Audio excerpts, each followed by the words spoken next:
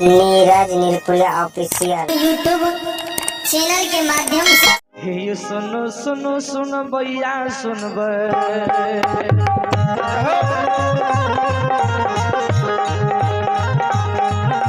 सुनो सुनो सुन भैया सुन राम के बाबू भैया सुन माय बहना ये बिहारा के सुन मालिक के लीला के सुन बर लीला गोसोई हो लगल कर दुनिया हो संसार में लगल का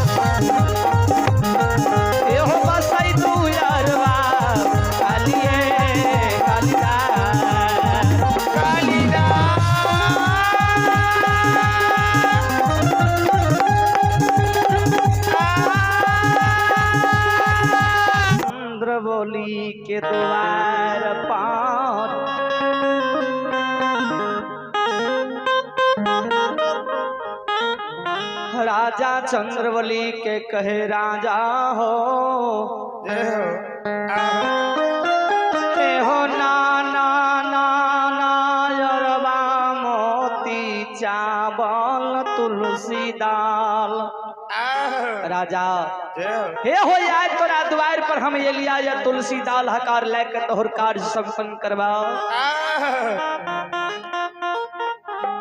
राजा चंद्रवली रानी चंद्रावती गहबरनी तुलसी दाल पान फूल चढ़ौआ चढ़ा हकार ला गुरु बाबा के दे छे। गुरु बाबा राजा हाथ के दाल ले छे। राजा चंद्रवली के कहे राजा ए हो राजा चंद्रवली ए जस दौल हकार ला चल जा समाज के द्वार और सब समाज के दौल हकार दादी हो। समाज के बोला के ला आना राजा कहिया गुरु महाराज बन के दिल्ली से आयल छे जे मरल बेटा के जिला देते। गुरु बाबा के नैना जो शब्दवाणी के राजा चंद्रवली सुने। राजा चंद्रवली के आता नाई नासा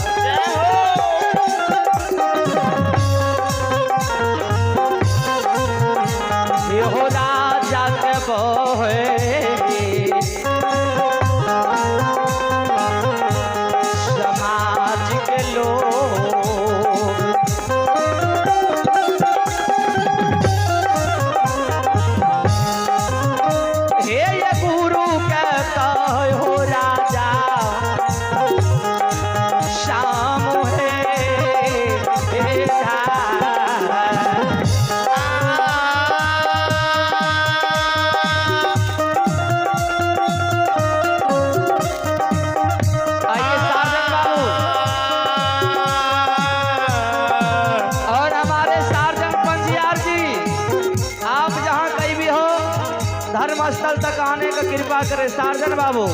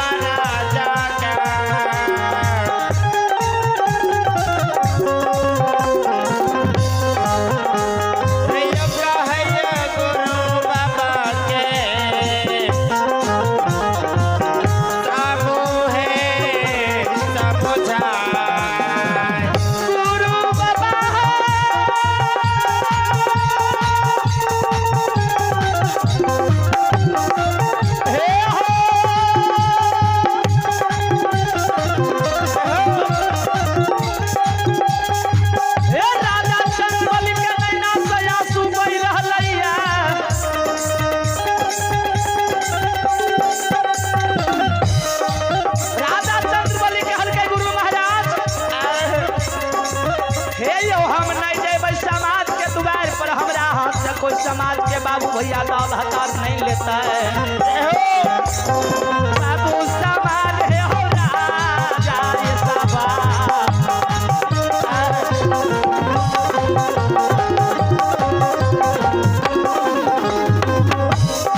हे सुना भैया बाबू ये राजा